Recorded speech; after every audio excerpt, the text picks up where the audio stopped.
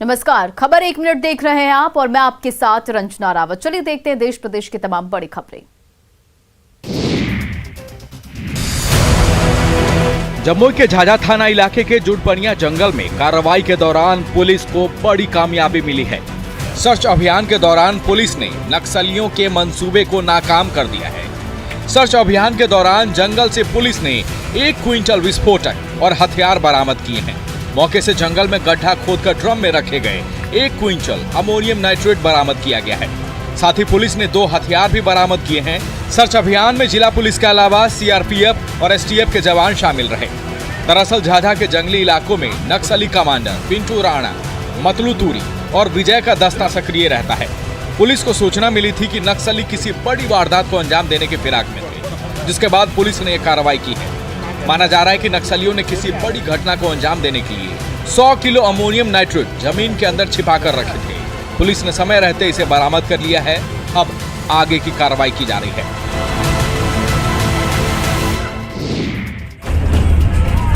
गोपालगंज के बैकुंठपुर के आरजेडी विधायक का हाथापाई करते एक वीडियो सोशल मीडिया पर वायरल हो रहा है। वीडियो में भीड़ के बीच विधायक हाथापाई करते दिख रहे हैं। वायरल वीडियो में जिस व्यक्ति को विधायक थप्पड़ मारते दिख रहे हैं वो कोई और नहीं बल्कि बैकुंठपुर के जिला परिषद क्षेत्र संख्या 32 के प्रत्याशी अशफाक अहमद उर्फ सुड्डू बाबू हैं। वीडियो शुक्रवार की शाम बैकुंठपुर थाना क्षेत्र के राजपट्टी मोड़ के पास का बताया जा रहा है। विधायक प्रेम शंकर यादव के खिलाफ जिला परिषद प्रत्याशी ने एफआईआर के लिए आवेदन दिया है। बताया जा रहा है कि शुक्रवार की देर शाम राजापट्टी मोड़ के पास आरजेडी विधायक के समर्थकों ने SH-90 को बैकुंठपुर पुलिस के खिलाफ जाम किया था, जिसमें एक एम्बुलेंस भी फंस गया। जिला परिषद प्रत्याशी ने एम्बुलेंस को जाम से बाहर निकालने के लिए कोशिश की शुरुआत की, जिसके बाद विधायक आक्रोशित हो गए और उनकी पिटाई कर दी।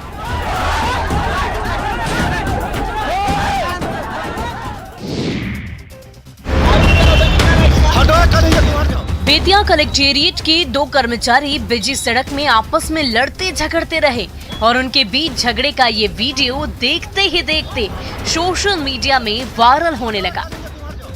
दरअसल सड़क पर बेतिया कलेक्ट्रेट के क्लर्क और नाजर के बीच किसी बात को लेकर विवाद इतना बढ़ा कि मारपीट की नौबत आ गई।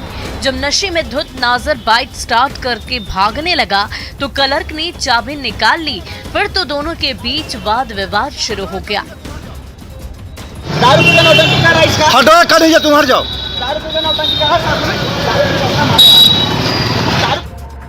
जब भीड़ ने नशेड़ी नाजर की मेडिकल जांच कराने की आवाज उठाई तो उसकी सट्टे पिट्टी गुम हो गए और वो चुपके से अपनी बाइक छोड़कर भाग खड़ा हुआ।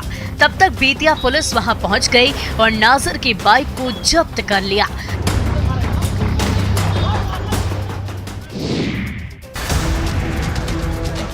पंचायत चुनाव की वजह से विवाद की खबरें लगातार आ रही हैं। ताजा मामला वैशाली का है, जहां चुनावी रंजिश में जमकर बवाल हुआ है। बताया जा रहा है कि सोरहता पंचायत के मुखिया पद पर वीरेंद्र राय की जीत हुई है और दूसरे स्थान पर प्रतिद्वंदी इंदू देवी रही। आरोप है कि जीत के बाद वीरेंद्र राय और उनके समर्थक इंदू देवी के घर में घुस गए, जहां न सिर्फ मारपीट की गई बल्कि अंधाधुंध फायरिंग, तोड़फोड़ और पत्थरबाजी भी हुई। इस घटना में कई लोग घायल हो गए हैं, जिन्हें अस्पताल में भर्ती कराया गया है। घटना की खबर मिलने के बाद मौके पर पुलिस पहुंची और हालात को काबू में करने के लिए लाठियां भी झटकाई। फिलहाल पुलिस आरोपियों की गिरफ्तारी के लिए छापेमारी कर रही है। इधर इंदू देवी के समर्थकों का आरोप है कि पुलिस की लापरवाही से ये बवाल हुआ। फिलहाल सोरहता गांव में तनाव का माहौल है और पुलिस गांव में ही कैंप कर रही है। ये कोई पहली घटना नहीं है। हार जीत को लेकर विवाद लगातार देखा जा रहा है।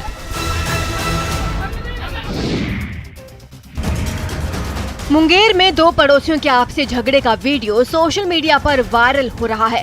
वीडियो में पड़ोसी ही अपने पड़ोसी की छत पर ईंट पत्थर से हमले करते नजर आ रहे हैं। ये वीडियो मुंगेर में हवेली खड़गपुर थाना क्षेत्र के रतैठा का है, जहां रास्ते के विवाद में 2 पड़ोसी आमने सामने हो गए। एक पक्ष ने दूसरे के जलावन पर पानी डाल दिया, फिर दोनों के बीच मारपीट शुरू हो गई। एक पक्ष ने घर में घुसकर पत्नी और पुत्री के साथ छेड़खानी का आरोप लगाया है। साथ ही विरोध करने पर परिवार के सभी सदस्यों को पीट कर घायल करने का भी आरोप है। घायलों में महिला और पुरुष समेत 9 लोग शामिल हैं। मामला हवेली खड़गपुर थाना क्षेत्र के रतेठा गांव का है। बाद में घायलों को इलाज के लिए प्राथमिक स्वास्थ्य केंद्र हवेली खड़गपुर लाया गया, जहां से सभी को सदर अस्पताल रेफर कर दिया गया। घायल 42 वर्षीय रंजीत कुमार ने पड़ोसी वीरेंद्र सिंह पर उसके घर में घुसकर पत्नी और बेटी के साथ छेड़छाड़ करने का आरोप लगाया है। मामला सामने आने के बाद पुलिस जांच में जुटी है।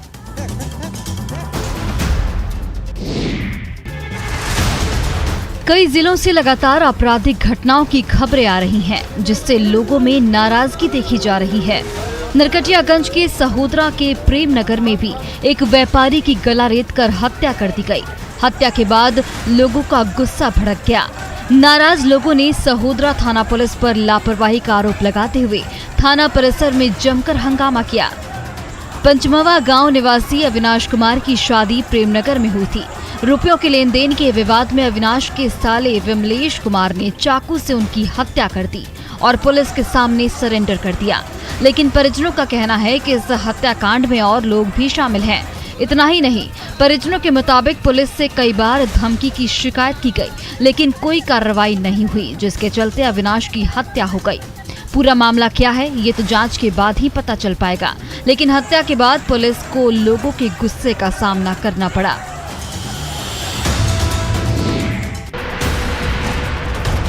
सिवान जिले में अपराधी बेखौफ हो चुके हैं। प्रशासनिक व्यवस्था को चुनौती देते हुए अपराधी एक के बाद एक बड़ी लूट की घटनाओं को अंजाम दे रहे हैं। पुलिस बनकर 2 घरों में लूट की घटना को अंजाम देने के बाद शुक्रवार को अपराधियों ने थाने से सटे आभूषण की दुकान में दिन दहाड़े 50 लाख रुपए के गहनों की लूट की घटना को अंजाम दिया। घटना जिले के रघुनाथपुर बाजार स्थित ज्योति अलंकार ज्वेलर्स की है, जो रघुनाथपुर थाने से कुछ ही मीटर की दूरी पर स्थित है। लूट से नाराज व्यवसायियों ने शनिवार को जमकर हंगामा किया। व्यवसायी थाने के सामने सड़क पर बैठ गए और प्रदर्शन करने लगे। व्यवसायियों ने लूट के विरोध में सारी दुकानें भी बंद कर दी।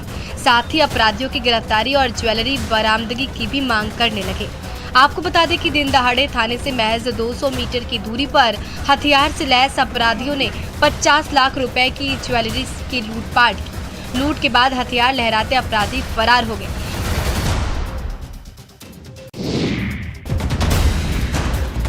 बिहार में भ्रष्ट अधिकारियों पर लगातार कार्रवाई जारी है। बीते कुछ दिनों में निगरानी की टीम ने कई अफसरों के घरों में दबिश डाली है। शनिवार को number labour enforcement officer Deepak Kumar Sharma का था। निगरानी ब्यूरो ने उनके 3 ठिकानों पर रेड डाला।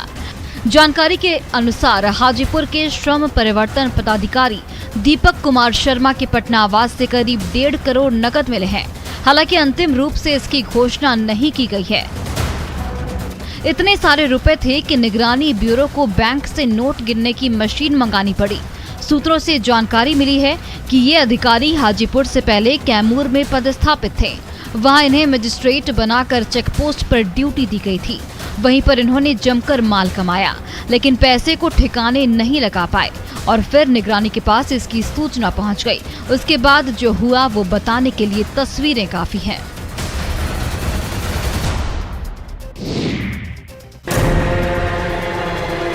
झारखंड में जंगली हाथियों के उत्पात की खबरें आती है, लेकिन बिहार में तो पालतू हाथी दहशत का कारण बन गया है। जब गजराज को गुस्सा आया तो लोगों की शामत आ गई। हाथी इस कदर नाराज हुआ कि उसने महावत को ही मौत के मुंह में पहुंचा दिया। हैरान करने वाली ये तस्वीरें छपरा से आई है, जहां गुस्से में आए पालतू हाथी ने जमकर उपद्रव मचाया।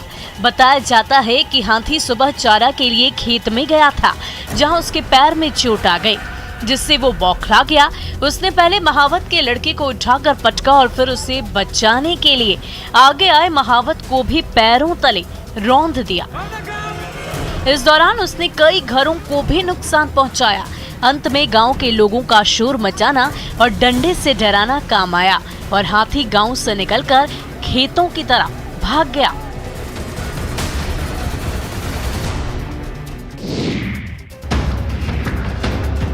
वन विभाग की कोशिशें लगातार जारी हैं, लेकिन हाथियों का उत्पाद कम नहीं हो रहा है।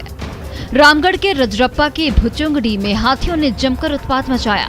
10 हाथियों के झुंड ने खेत में लगे धान, आलू सहित अन्य सब्जियों को नुकसान पहुंचाया है। हाथी खलिहान में रखे धान को भी चट कर गए। हाथियों के उत्पात के बाद भी वन विभाग कोई ध्यान नहीं दे रहा। किसान परेशान हैं और मदद की गुहार लगा रहे हैं। किसानों का साफ तौर पर कहना है कि पिछले 2 महीने से रजरप्पा मंदिर के इलाके में लोग रात भर जाग रहे हैं। हाथियों का झुंड कभी भी आ धमकते हैं। उन्होंने हाथियों को भगाने और फसल के मुआवजे की मांग की है। एक दिन पहले ही गुमला में हाथियों का झुंड जिले के बसिया प्रखंड क्षेत्र में दिखा है। इस झुंड में 28 हाथी शामिल हैं। हाथियों के आने के बाद क्षेत्र के लोग दहशत में हैं। हाथियों का झुंड सड़क पार कर जंगल की ओर जाता दिखा। झुंड में 4 हाथियों के बच्चे भी शामिल हैं।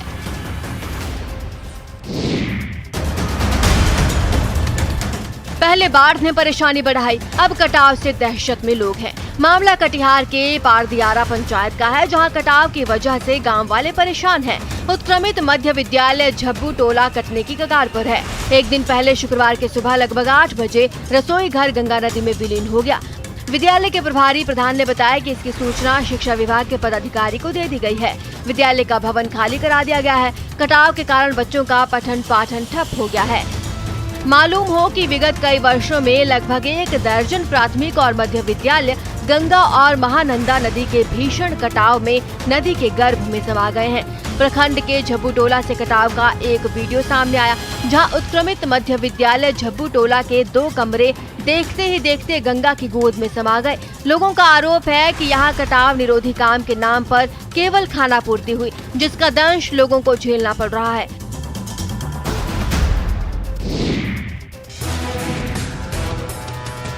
गोड्डा के सुंदर पहाड़ी के भालुका गांव के किसानों को पैक्स के बारे में सही जानकारी नहीं है, जिसके कारण किसान धान बिचौलियों को सस्ते दर पर बेचने को मजबूर हैं। पैक्स के बारे में किसी तरह का कोई जानकारी किसानों को नहीं दी जाती। वही जो किसान पैक्स के बारे में जानते हैं वो पैक्स को धान नहीं देना चाहते हैं, क्योंकि पैक्स द्वारा धान लेने के बाद देर से भुगतान किया जाता है, जिसके कारण किसान पैक्स को धान नहीं देना चाहते। बिचौलिए किसान से धान 13 रुपए किलो खरीद लेते हैं, जबकि पैक्स करीब 18 रुपए लेता है। ये हाल सीएम हेमंत सोरेन के बरहेट विधानसभा का है। राज्य सरकार ने राज्य भर के किसानों से धान की खरीद करने के लिए पैक्सों को अधिकृत किया है। चयनित प्राथमिक कृषि ऋण समितियों और व्यापार मंडलों को न्यूनतम समर्थन मूल्य पर किसानों से धान खरीदने के लिए कहा गया है, लेकिन सवाल है कि कैसे।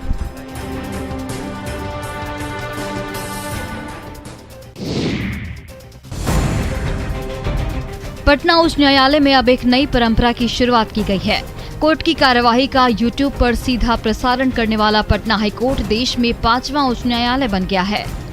इसके साथ अब आप पटना हाईकोर्ट में हो रही किसी भी सुनवाई को घर बैठे देख सकते हैं। इसके पूर्व कर्नाटक, मध्य प्रदेश, उड़ीसा और गुजरात हाईकोर्ट में कोर्ट की कार्यवाही की लाइव स्ट्रीमिंग की जा चुकी है। शुक्रवार को जस्टिस चक्रधारी शरण सिंह एवं जस्टिस मधुरेश प्रसाद की खंडपीठ की कार्यवाही का सीधा प्रसारण किया गया। ये बहुत अच्छी बात है कि यहाँ पे लाइव स्ट्रीमिंग स्टार्ट कर दी गई है, क्योंकि यहाँ पे लोग देखना चाहते हैं कि बहुत सारे लोग देखना चाहते हैं कि प्रोसीडिंग होती कैसी है।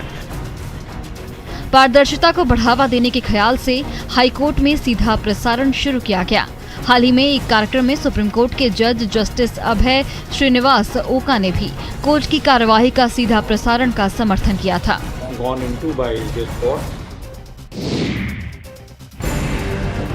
पटना को स्मार्ट बनाने और सड़क को जाम की झाम से मुक्ति दिलाने के लिए पटना नगर निगम की ओर से शहर में कई जगह करोड़ों रुपए खर्च कर वेंडिंग जोन बनाए गए हैं, लेकिन इन वेंडिंग जोन में दुकानदार जाने से परहेज कर रहे हैं। फुटपाथी दुकानदारों की माने तो वेंडिंग जोन में स्पेस इतना कम है कि दुकान लगाना मुश्किल है। इधर अधिकारी कह रहे हैं कि वेंडिंग जोन में बिजली, पानी और शौचालय की व्यवस्था है। शेड होने के कारण किसी भी मौसम में रात्रि में भी दुकान लगाई जा सकती है, लेकिन फुटपाथी दुकानदार की माने तो 4 बाई 4 फीट स्पेस में दुकान लगाना काफी मुश्किल है। स्पेस कम मिलने के चलते दुकानदार आज भी वेंडिंग जोन की जगह सड़क किनारे ही दुकान सजा रहे हैं।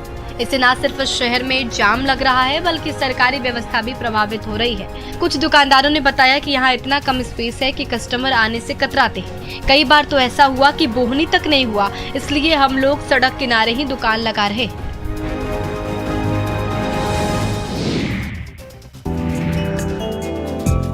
झारखंड के ऐतिहासिक जगन्नाथपुरी मंदिर में कुछ नई व्यवस्थाएं की गई है। इसके तहत मंदिर की सफाई को लेकर कई अहम फैसले लिए गए। इस बाबत मंगलवार को मंदिर के संस्थापक ठाकुर एनी नाथ शाहदेव के उत्तराधिकारी और झारखंड सेनानी कोष संचालन समिति के सदस्य लाल प्रवीर नाथ शाहदेव की अध्यक्षता में सदस्यों की एक महत्वपूर्ण बैठक हुई। बैठक में सर्वसम्मति से प्रस्ताव पारित किया गया कि मंदिर में थर्मोकोल से निर्मित प्लेट दोना का उपयोग प्रतिबंधित रहेगा। सखुआ पत्ते की पत्तल दोने का प्रयोग प्रारंभ किया जाएगा। दैनिक भोग लगने के पश्चात आम उपस्थित दर्शनार्थियों को सर्वप्रथम निःशुल्क भोग वितरित किया जाएगा। मंदिर के पुजारी रामेश्वर पाड़ी ने बताया कि प्रदूषण मुक्त करने के लिए मंदिर में पत्ते से निर्मित पत्तल और दोना का उपयोग किया जा रहा है। हालांकि पर्यटन विभाग द्वारा जारी प्रयास भी सराहनीय है। सभी को पर्यावरण पर ध्यान देना जरूरी है।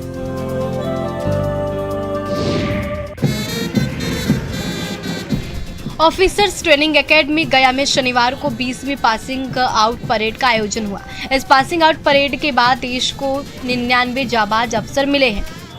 पासिंग आउट परेड में मित्र देश श्रीलंका, भूटान और वियतनाम के 9 सहित कुल 108 कैडेट शामिल हुए।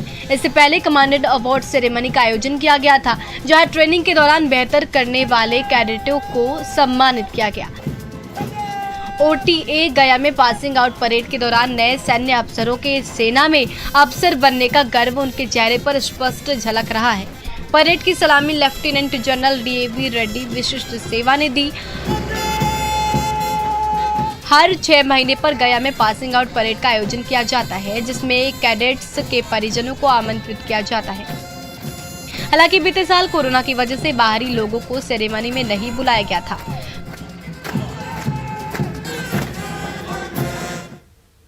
और फिलहाल इस बुलेटिन में इतना ही। बने रहा आप न्यूज़ 18 बिहार झारखंड के साथ।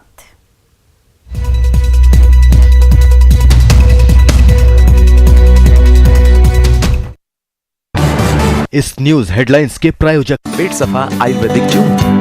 पेट सफा हर रोग दफा।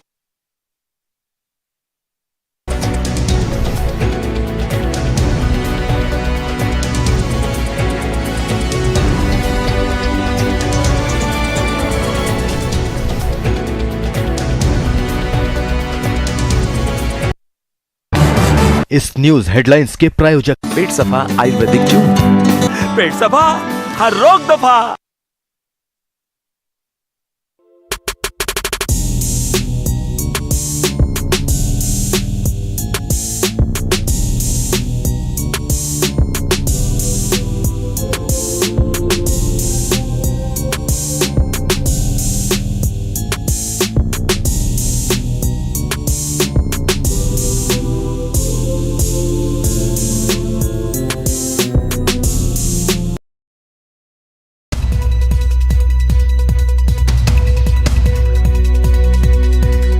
और चलिए अब शुरुआत करते हैं खबर 1 मिनट की।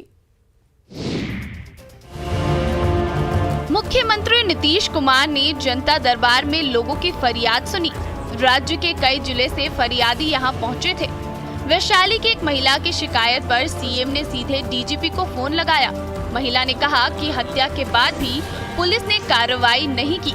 इस पर सीएम ने डीजीपी को फोन लगाकर पूछा कि 9 महीने हो गए, गिरफ्तारी क्यों नहीं हुई।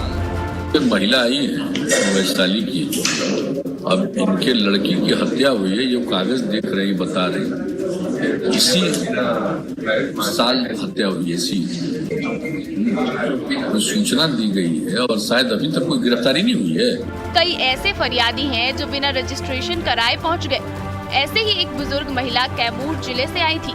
उनकी फरियाद थी कि दबंगों ने नींबू, सब्जी, खस्सी और भैंस चुरा ली है। कई जगह इसकी शिकायत की, लेकिन कोई ध्यान नहीं दिया गया, इसलिए वे सीधे सीएम से शिकायत करने पहुंची। उत्तर प्रदेश के मुस्लिम शहरों में शामिल रहे वसीम रिजवी इस्लाम धर्म छोड़कर हिंदू बन गए हैं। उत्तर प्रदेश के गाजियाबाद में यति नरसिंहानंद सरस्वती ने वसीम रिजवी को सनातन धर्म में वापसी करवाई। हिंदू धर्म अपनाने के बाद वसीम रिजवी ने कहा कि उन्हें इस्लाम से बाहर कर दिया गया है और उनके सिर पर हर शुक्रवार को इनाम बढ़ा दिया जाता है, लिहाजा उन्होंने सनातन धर्म अपना लिया है। खास बात यह है कि वसीम रिजवी ने अपना नाम बदलकर हरबीर नारायण सिंह त्यागी रख लिया है। धर्म परिवर्तन की यहाँ पर कोई बात नहीं है। जब मुझको इस्लाम से निकाल ही दिया गया तो अब ये मेरी मर्जी है कि मैं किस धर्म को स्वीकार करूं। सनातन धर्म दुनिया का सबसे पहला मजहब है, पहला धर्म है, और जितनी उसमें अच्छाइयाँ पाई जाती हैं, इंसानियत पाई जाती है, हम ये समझते हैं किसी और दूसरे धर्म में नहीं है।